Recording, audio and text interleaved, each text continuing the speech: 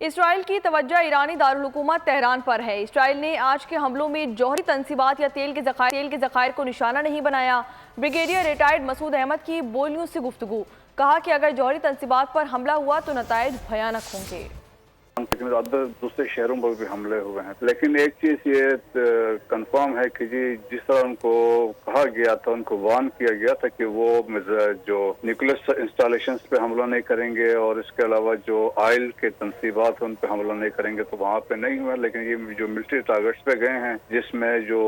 Revolutionary guard کور کے head quarters شامل ہے، جو تہران ایئرپورٹ کی بات ہو رہی ہے اور ٹارگٹس کی بات کر رہے ہیں جو ملٹری ٹارگٹس ہیں، یہاں بالکل ایسا ہی تھا۔ دیکھیں کہ اگر اس میں ہیڈ کوارٹر اگر نیوکلیئر انسٹالیشن پہ جاتے ہیں تو پھر اس کے بڑے سیریس کانسیکوینسز تھے، پھر تو ایک ڈو اور ڈائی والی بات تھی، تو اس سے اکانومیز پہ امپیکٹ پڑنا تھا اور اس سے بھی ایک وہ سچویشن ڈیولپ ہونی تھی، اور اس میں امریکن الائز بھی شامل تھے۔ تو دیٹس وائی ان کی کوشش تھی نہ ہو، کیونکہ ان کے لائکلی پھر ریٹیلیشن کے امکانات تھے کہ باقی جو گلف کی کنٹریز سے وہاں پہ اسٹرائکس ہو سکتی تھے، ایران نہ بھی کر سکتی تھی، تو اس سے ایک پورا ریجن اس خطے میں جو ہے انگلف ہو سکتا تھا، ایک سچویشن میں اسکیلیشن میں اور ایک جنگ کے لپٹ بنا سکتا تھا۔ سبسکرائب کریں اور بیل دبائیں تاکہ کوئی خبر رہ نہ جائے۔